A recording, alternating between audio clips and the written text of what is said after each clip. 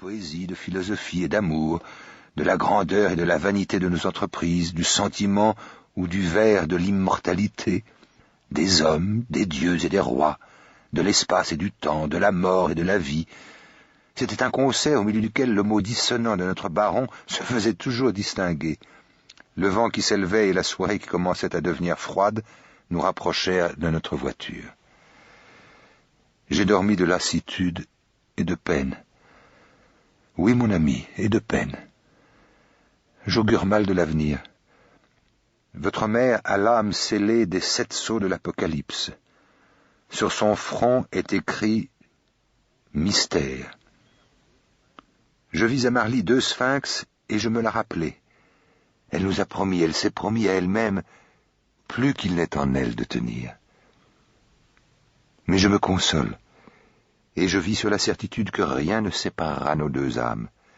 Cela s'est dit, écrit, juré si souvent.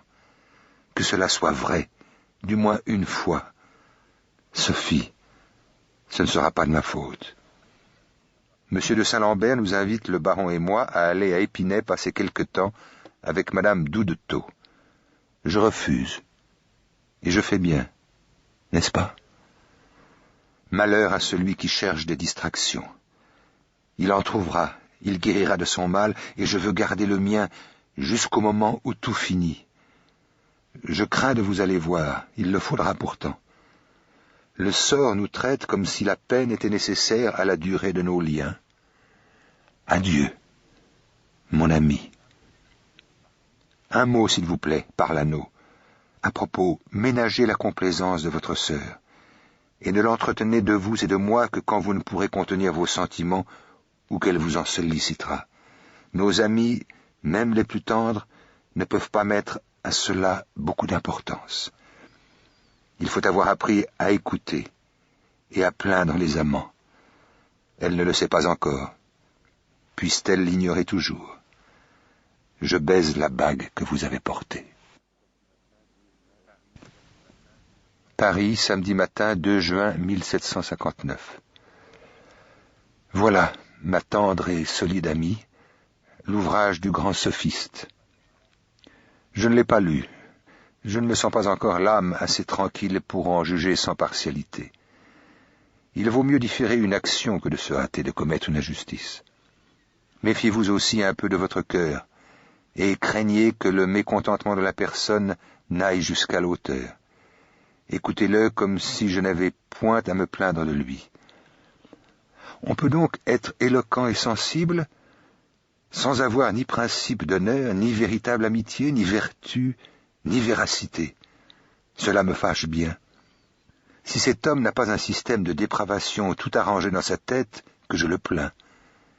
Et s'il s'est fait des notions de justice et d'injustice qui le réconcilient avec la noirceur de ses procédés, que je le plains encore.